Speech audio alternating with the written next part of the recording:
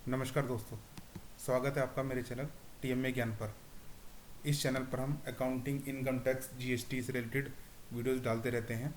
अब जैसा कि आपको पता है कि 1 अप्रैल 2026 से नया इनकम टैक्स एक्ट 2025 जो है वो शुरू होने जा रहा है, जो कि गवर्नमेंट ऑफ इंडिया ने पास कर दिया है।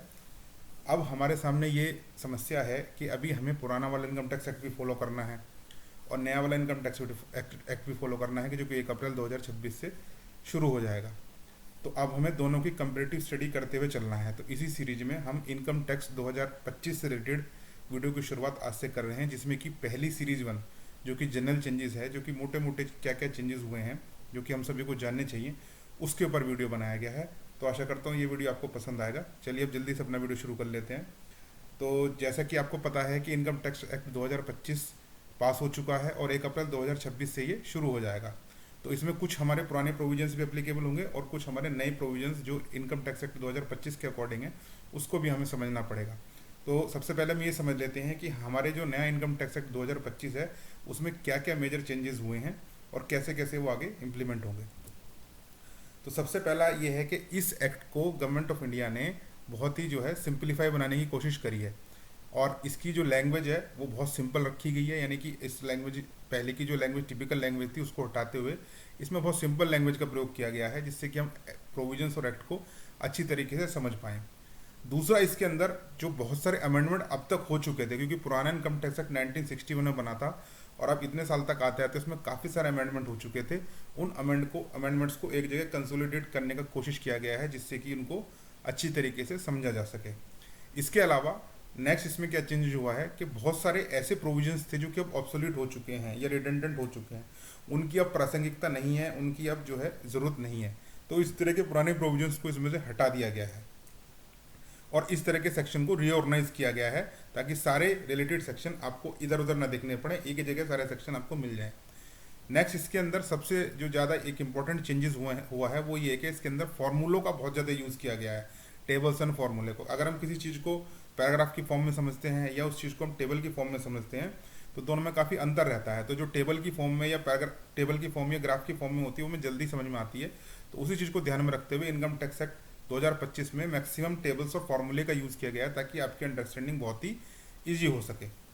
और इसमें पुराने जो टैक्स के प्रिंसिपल्स थे, यानी कि जो पुराने टैक्स के, जैसे कि पहले 5 हेड्स में इनकम को डिस्ट्रीब्यूट किया जाता था, income from salary, house property, business profit, capital gain and other sources, इस तरह की चीज़ें इसमें एज इट इज़ ले ली गई हैं। तो यानी कि पुरानी जो टैक्स की जो भावना थी, जो टैक्स एक्ट को बनाने की जो पीछे भावना थी, उस भावना को आगे भी कायम रखा गया है। उसी तर्ज पर आगे इसमें चेंजेस किए गए हैं ताकि हम उसको इजीली अडॉप्ट कर सकें। अब सबसे पहला हम इसमें समझते हैं क्या क्या स्ट्रक्चरल चेंजेस हुए हैं।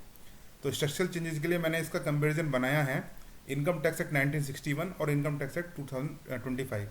तो सबसे पहला क्या है, पुराना जो इनकम टैक्स एक्ट था वहाँ पे लगभग 5,12,535 वर्ड्स का यूज़ किया गया था। अब नए एक्ट में 2,59,676 वर्ड्स का यूज़ किया गया है। तो काफ़ी वर्ड्स जो इसके अंदर लगभग आधे रह गए हैं पहले के मुकाबले। सेक्शंस जहाँ पिछले एक्ट में 298 थे, नए वाले में 536, यानी कि सेक्शंस जस्ट डबल हो गए हैं। तो थोड़ा सा यहाँ पे एक दिक्कत आएगी, इसमें थोड़ा सा हमें समझने के लिए थोड़ा सा इसमें ज़्यादा पढ़ना पड़ेगा कि हमें सेक्शंस को ज़्यादा लर्न करना पड़ेगा।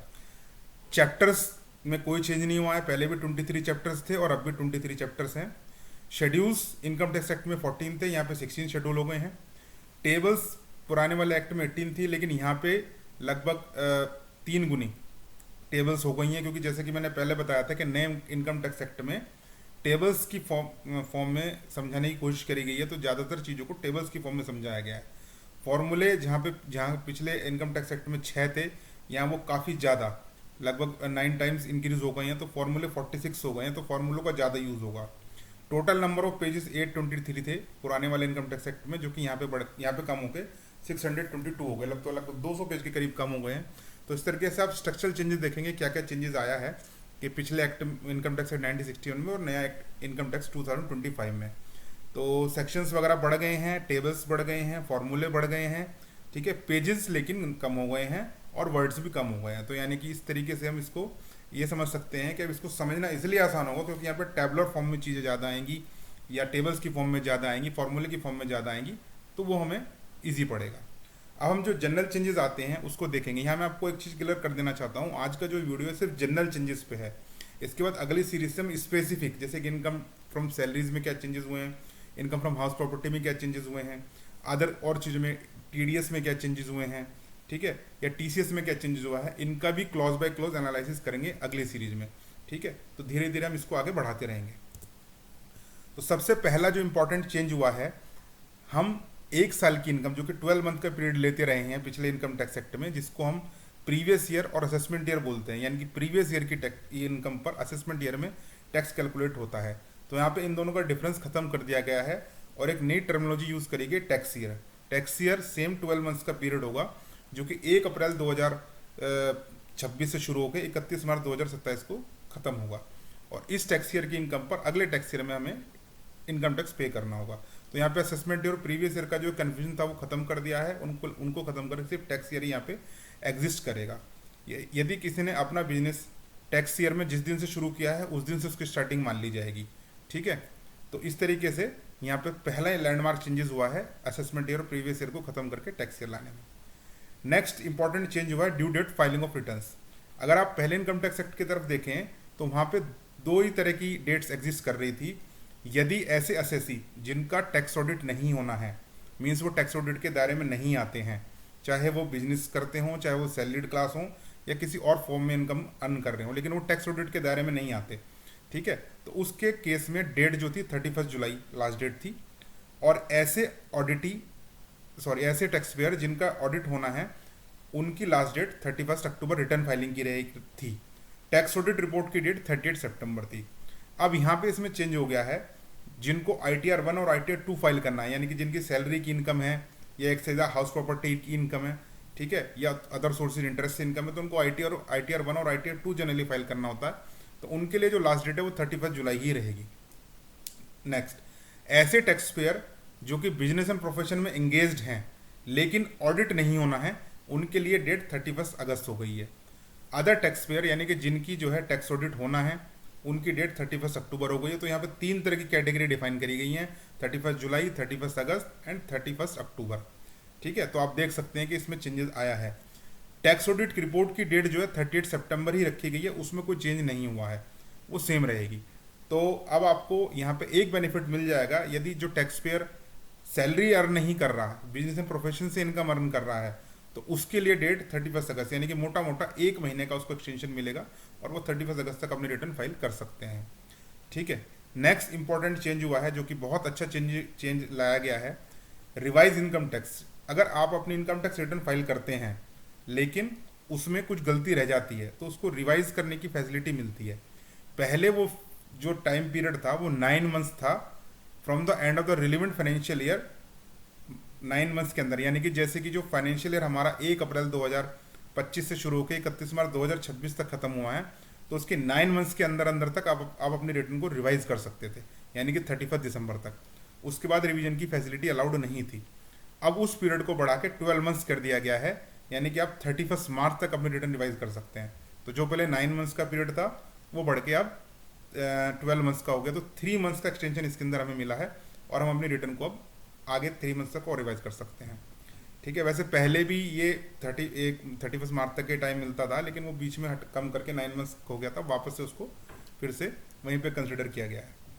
नेक्स्ट है पेनल्टी फॉर नॉन फाइलिंग या late filing of tax audit report. Generally किसी बिजनेस कंसर्न का अगर 1 करोड़ से ऊपर की सेल या टर्नओवर निकल जाता है तो उसका टैक्स ऑडिट करना ज़रूरी होता है, यानी कि टैक्सेशन के पर्पज से उसको ऑडिट कराना होता है। या फिर ऐसे ट्रस्ट सोसाइटी जो कि सेक्शन 12A और 80G के अकॉर्डिंग रजिस्टर्ड हैं, तो उनको भी अपना टैक्स ऑडिट कराना होता है, ठीक है। उनके लिए डेट मैंने पहले बताया 38 सितंबर है, लेकिन अगर उस डेट तक हम टैक्स ऑडिट नहीं करा पाते हैं तो 0.5% ऑफ द टर्नओवर या 1,50,000 विच एवर इज लोअर की पेनल्टी लगती थी पुराने इनकम टैक्स एक्ट 1961 में। यहाँ पे पेनल्टी को रिप्लेस किया गया है नए इनकम टैक्स एक्ट 2025 में लेट फीस से, लेट फीस से चेंज किया गया है। तो अब आपको जो है यदि आप ऑडिट नहीं कराते हैं या देरी से ऑडिट कराते हैं तो उसके केस में अब आपकी लेट फीस चार्ज होगी। यदि 1 मंथ तक का डिले है, यानी कि आपका 38 सितंबर लास्ट डेट है और 31 अक्टूबर तक अगर आप ऑडिट कराते हैं तो 75,000 की मिनिमम लेट फीस आपको पे करनी होगी, तभी आपकी रिटर्न फाइल होगी। और यदि 1 मंथ से ज़्यादा का डिले हो गया तो 1,50,000 जस्ट डबल की आपकी लेट फीस फाइन आपको लगेगी। इसमें एक चीज़ इंपॉर्टेंट है कि पेनल्टी यदि लगती है तो आप पेनल्टी पे करे बगैर अपनी रिटर्न को फाइल कर सकते थे या टैक्स ऑडिट रिपोर्ट को फाइल कर सकते थे, लेकिन लेट फीस के केस में यदि आप लेट फी पे नहीं करते तो आपकी जो है टैक्स ऑडिट रिपोर्ट फाइल ही नहीं होगी। तो ये एक इंपॉर्टेंट इसके अंदर चेंज हुआ है। और लेट फीस में माफ़ी की भी गुंजाइश अभी तक तो कोई है नहीं, आगे कोई प्रोविजंस अगर आ जाए तो उसके ऊपर देख लेंगे अगर कोई अमेंडमेंट होता है। और एक चीज़ आप यहाँ ध्यान रखिए कि ये डेट जो है एक्ट के अकॉर्डिंग है, किसी वजह से कोई नेचुरल क्लाइमेटी हो या कोई और प्रॉब्लम आई, सिस्टम फेलियर हो, तो गवर्नमेंट ऑफ इंडिया या इनकम टैक्स डिपार्टमेंट अपने जो है नोटिफिकेशन के थ्रू डेट्स को आगे बढ़ा सकता है, बट वो फॉर द टाइमिंग रिलीफ मिलता है। एक्ट में जो डेट है वो यहाँ पे हमने प्रेस्क्राइब कर दी है और वही आपको बताई गई है। एक इंपॉर्टेंट चेंज हुआ है, interest received on delayed motor accident claim. पहले अगर आपको कोई मोटर एक्सीडेंट क्लेम ड्यू है और वो आपको टाइम से नहीं मिलता है, लेट मिलता है, तो उस पर इंटरेस्ट मिलता है। जनरली हर एक क्लेम के केस में होता है। तो पुराने इनकम टैक्स एक्ट में वो टैक्सेबल था, जिसको यहाँ पे एग्जेम्प्ट कर दिया गया है। यदि आपको कोई इंटरेस्ट रिसीव हुआ है डिलेड मोटर एक्सीडेंट क्लेम में तो वो आपका एग्जेम्प्ट हो जाएगा। तो एक लैंडमार्क चेंज हुआ है, अच्छा चेंज हुआ है। नेक्स्ट दोस्तों, अगर ट्रस्ट या सोसाइटी जो कि इनकम टैक्स एक्ट में रजिस्टर्ड है, जिसको अपनी टैक्स ऑडिट भी कराना होता है, रिटर्न फाइल करनी मैंडेटरी होती है, यदि वो लेट रिटर्न फाइल करते हैं पुराने इनकम टैक्स एक्ट के अकॉर्डिंग, तो उनको अपनी डिडक्शन अंडर सेक्शन 11 की क्लेम नहीं कर सकते। यानी कि जो डिडक्शन उनको अलाउड है, जनरली 85% तक का उनको बेनिफिट मिल जाता है। अगर वो 85% तक एक्सपेंडिचर दिखा देते हैं तो उनकी इनकम पर टैक्स नहीं लगता। बट अगर वो लेट रिटर्न फाइल करते हैं तो वो एग्जेम्पशन खत्म हो सकती है। ठीक है, अब नए इनकम टैक्स एक्ट में ये बेनिफिट दिया गया है कि वो यदि लेट भी रिटर्न फाइल करेंगे अपनी, तो अंडर सेक्शन 11 की जो डिडक्शंस हैं वो क्लेम कर सकते हैं। तो काफ़ी अच्छा चेंज हुआ है, क्योंकि कई बार ऐसी दिक्कत आती है कि हम रिटर्न टाइम से फाइल नहीं कर पाते ट्रस्ट वगैरह केस में, तो हमारी एग्जेम्पशन जो मिलती है वो खत्म होने की संभावना रहती है, लिटिगेशन बढ़ जाता है। अब वो हम लेट भी फाइल करेंगे तो मिल जाएगी। नेक्स्ट है number 7, taxability of sovereign gold bonds.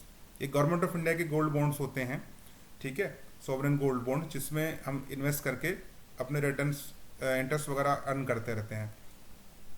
ये जो बॉन्ड्स हैं ये या तो आप आरबीआई से डायरेक्ट परचेज कर सकते हैं, और किसी वजह से आरबीआई से अगर आपने परचेज नहीं करा तो स्टॉक मार्केट यानी कि सेकेंडरी मार्केट से भी आप इसको परचेज कर सकते हैं। अब इसमें क्या चेंज हुआ है और पहले ही क्या स्थिति थी। अगर हम इनकम टैक्स 1961 की बात करें, जो कि अब खत्म हो जाएगा, तो उसमें क्या था, यदि इस तरह के सॉवरेन बॉन्ड्स गोल्ड बॉन्ड्स की मैच्योरिटी मिलती है, चाहे वो बॉन्ड आपने आरबीआई से खरीदे हों चाहे वो स्टॉक मार्केट से खरीदे हों, इसकी मैच्योरिटी पे जो पैसा मिलता है पूरी तरीके से एग्जेम्प्ट है। अब नए इनकम टैक्स एक्ट में चेंज हुआ है, यदि आपने बॉन्ड आरबीआई से खरीदे हैं डायरेक्टली और फिर इसकी मैच्योरिटी हुई है तब तो ये एग्जेम्प्ट रहेगा।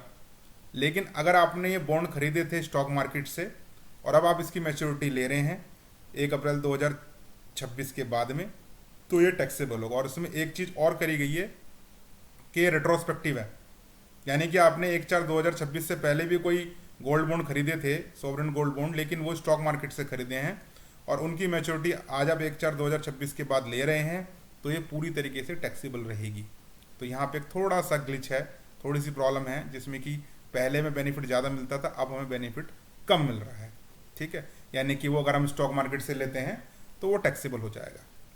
नेक्स्ट एक इंपॉर्टेंट चीज़ है उन केसेस में जहाँ पे एम्प्लॉयज़ प्रोविडेंट फंड एप्लीकेबल है या ESIC के प्रोविजन एप्लीकेबल हैं, उस तरह के ऑर्गेनाइजेशन पे पहले क्या था, यदि वो एक दिन भी अपना एम्प्लॉय प्रोविडेंट फंड और एम्प्लॉय स्टेट इंश्योरेंस का जो कंट्रीब्यूशन है वो लेट फाइल करते हैं एक दिन भी, तो वो डिसअलाउ हो जाता है। यानी कि वो एक्सपेंडिचर आपके इनकम टैक्स के अकॉर्डिंग उसका बेनिफिट नहीं मिलता था, यानी कि उतने अमाउंट पे आपका इनकम टैक्स लग जाता था, चाहे वो एक दिन का भी डिले हो।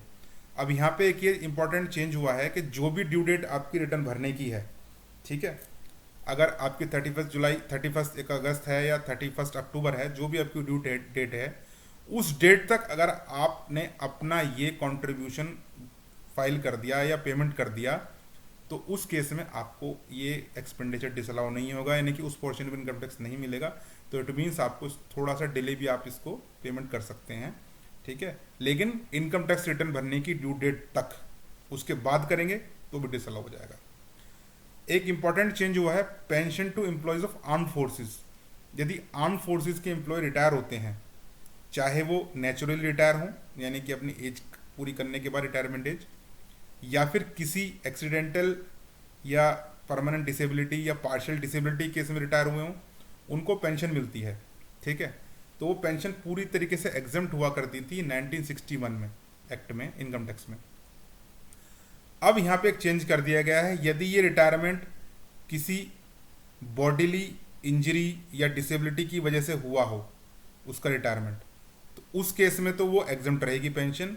अगर वो अपनी 60 साल की एज पूरी करने के बाद रिटायर हुए हैं, या जो भी एज वहाँ पे एप्लीकेबल है, 58 ईयर्स है, 56 ईयर्स है, जो भी एज एप्लीकेबल है, या किसी और वजह से रिटायर हुए हैं जो कि उनकी डिसेबिलिटी की केस में नहीं आती, तो उस केस में यदि उन्हें पेंशन मिलती है तो अब टैक्सेबल हो जाएगी। यहाँ पे थोड़ा सा एक इनकम टैक्स को दोबारा से ये सोचना चाहिए कि ये पेंशन पूरी तरीके से एग्जाम्प्ट होनी चाहिए, चाहे वो किसी भी केस में मिले, क्योंकि आर्म फोर्सेस के एम्प्लॉयज़ को मिल रही है। बट यहाँ पे चूंकि चेंजेस कर दिया गया तो हमें वही पढ़ना पड़ेगा। अगर ये पेंशन आपको डिसेबिलिटी से रिटायरमेंट के केस में मिल रही है तो एग्जाम्प्ट है, अदरवाइज टैक्सेबल है। तो दोस्तों आज की वीडियो में इतना ही। अब हम इस टॉपिक, इनकम टैक्स के टॉपिक पे वीडियो आगे बनाते रहेंगे, अगली सीरीज लाते रहेंगे, और हम केस बाय केस डिस्कस करेंगे कि सैलरी के केस में क्या चेंज हुआ है, ठीक है, हाउस के केस में क्या चेंज हुआ। तो आप इसके लिए इस चैनल पर बने रहिए, और यदि आपको वीडियो पसंद आया हो तो please like, share and subscribe करिएगा। थैंक यू वेरी मच, बहुत बहुत धन्यवाद।